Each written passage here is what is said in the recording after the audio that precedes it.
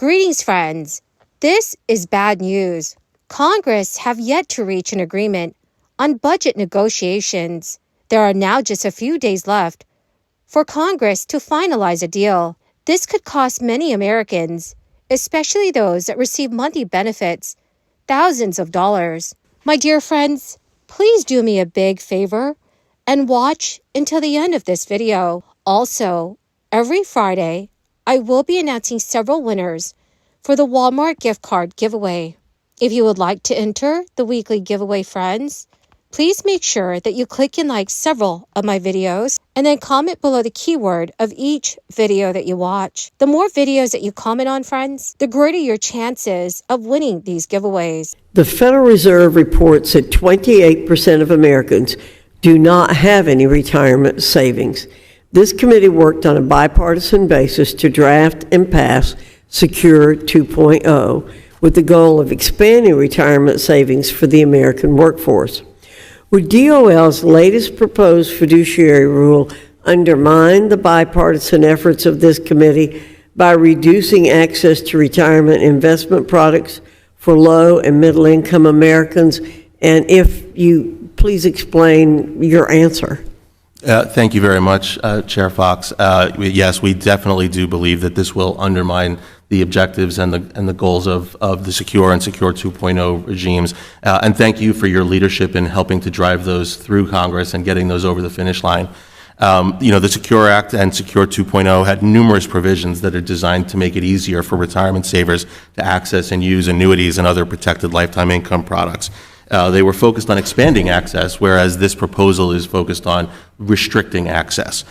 Secure Act, for example, established a new safe harbor to provide guidance for plan sponsors that are looking to put annuities in their plans so that there's greater clarity around the obligations that they have to live up to. There's also been changes in Secure 2.0 to the rules governing the use of longevity annuities, known as qualifying longevity annuity contracts, and many other positive changes. But by changing the rules about who can provide advice to retirement savers, by restricting that advice to only those who are willing to serve as fiduciaries, you're going to lose the ability to access the advice that you need to learn how to take advantage of those improvements that were developed through Secure and Secure 2.0. According to Yahoo News, lawmakers face a March 1st deadline to agree on funding that would prevent a partial government shutdown.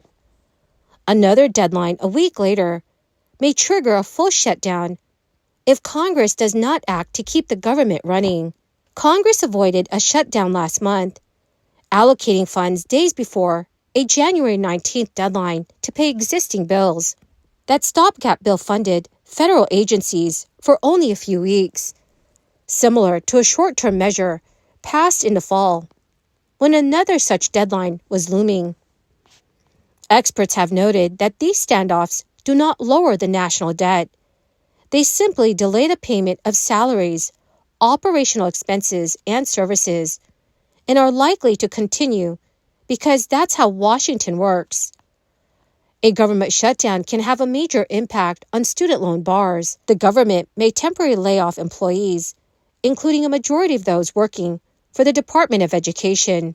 In 2021, the Department of Education released a contingency plan in the event of a government shutdown, which said the DOE would phase in employees only as necessary to support and prevent significant damage. At most, it stated that not more than 11% of the total staff would be called back to work during a longer interruption. According to Yahoo News, the operations that would come to a halt largely affect grants, specifically review of grant applications and awarding of grant funds. Department of Education programs with mandatory funding, such as the Pell Grant and federal direct student loan programs, can still make payments during a shutdown. However, it may be only for a limited time.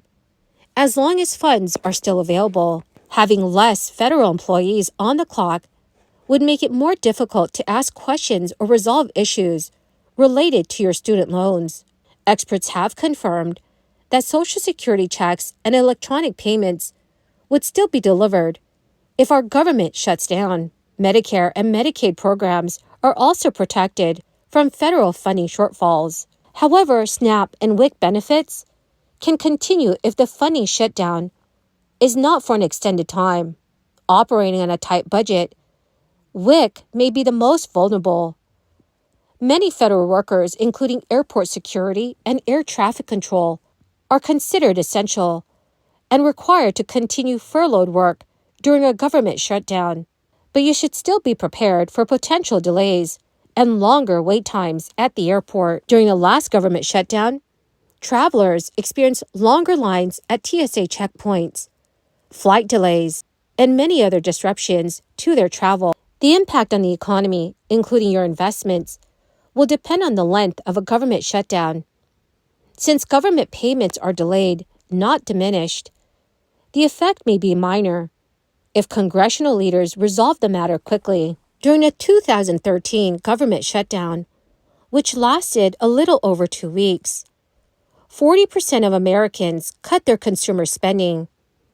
In the event of a government shutdown, non-essential federal employees will not be paid until the government reopens. According to Yahoo News, contractors and private companies serving the government may institute temporary employment cutbacks. Speaker Mike Johnson does have a plan to avert a partial government shutdown next week, telling Republicans on a conference call that the House would vote on 4 separate appropriation bills and may need a stopgap funding bill to buy lawmakers more time.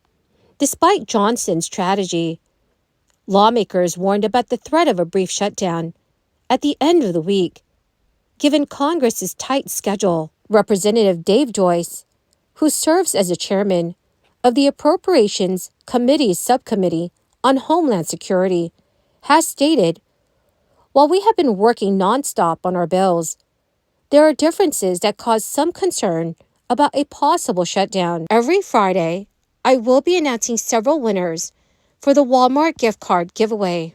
If you would like to enter the weekly giveaway, friends, please make sure that you click and like several of my videos and then comment below the keyword of each video that you watch. The more videos that you comment on, friends, the greater your chances of winning these giveaways.